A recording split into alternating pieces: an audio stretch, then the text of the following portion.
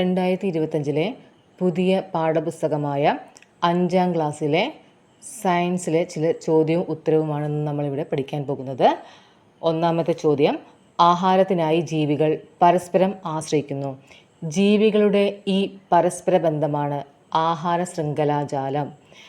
ജലാശയങ്ങളിൽ സ്വതന്ത്രമായി ഒഴുകി നടക്കുന്ന ചെറു സസ്യങ്ങളാണ് പ്ലവകങ്ങൾ. സമുദ്രമെന്ന ആവാസ വ്യവസ്ഥയിലെ ഉൽപ്പാദകരാണിവ.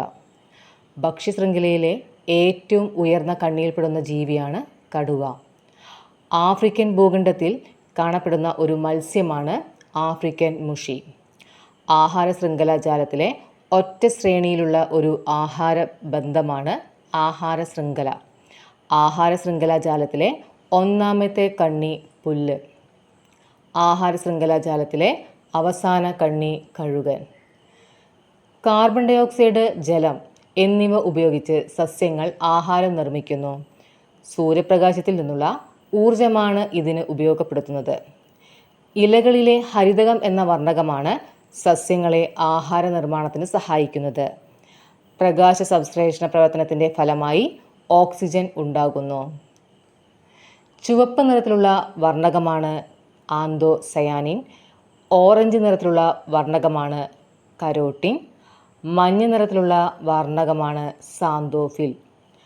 പച്ച നിറത്തിലുള്ള വർണ്ണകമാണ് ഹരിതകം. ഇലകളിലുള്ള സൂക്ഷ്മ സുഷിരങ്ങൾ അറിയപ്പെടുന്നത് സ്റ്റൊമാറ്റ. എപ്പിഫൈറ്റുകൾ എന്നാൽ വാസസ്ഥലത്തിന് മാത്രമാണ് ആതിഥേയ സസ്യങ്ങളെ ആശ്രയിക്കുന്നത്. ഇവ ആഹാരം സ്വയം പാകം ചെയ്യുന്നു. ഉദാഹരണം ഓർക്കിഡുകൾ, മരവാഴ. അർദ്ധപരാഗ സസ്യങ്ങൾ.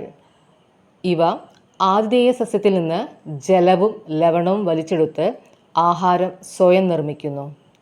ഉദാഹരണം ഇത്തിൽക്കണ്ണി. പൂർണ്ണപരാഗങ്ങൾ. ആതിഥേയ സസ്യത്തിൽ നിന്നും പോഷക ഘടകങ്ങൾ വലിച്ചെടുക്കുന്ന സസ്യങ്ങൾ. ഉദാഹരണം മൂടില്ലാത്താളി. ഒരാളിൽ നിന്ന് മറ്റുള്ളവരിലേക്ക് പകരുന്ന രോഗമാണ് പകർച്ചവ്യാധികൾ. വസൂരി, ക്ഷയം, പ്ലേഗ്, COVID-19 തുടങ്ങിയവ മഹാമാരിക്ക് ഉദാഹരണമാണ്. മനുഷ്യന് രോഗമുണ്ടാക്കുന്ന സൂക്ഷ്മജീവികളായ ഫംഗസുകളാണ് കാൻഡിഡ, ക്രിപ്റ്റോകോക്കസ്, ഹിസ്റ്റോപ്ലാസ്മ. കണ്ണുകൊണ്ട് നേരിട്ട് കാണാൻ കഴിയാത്ത വസ്തുക്കളെ വലുതാക്കി കാണിക്കാൻ ഉപയോഗിക്കുന്ന ഉപകരണമാണ് മൈക്രോസ്കോപ്പ്. Okay, thank you.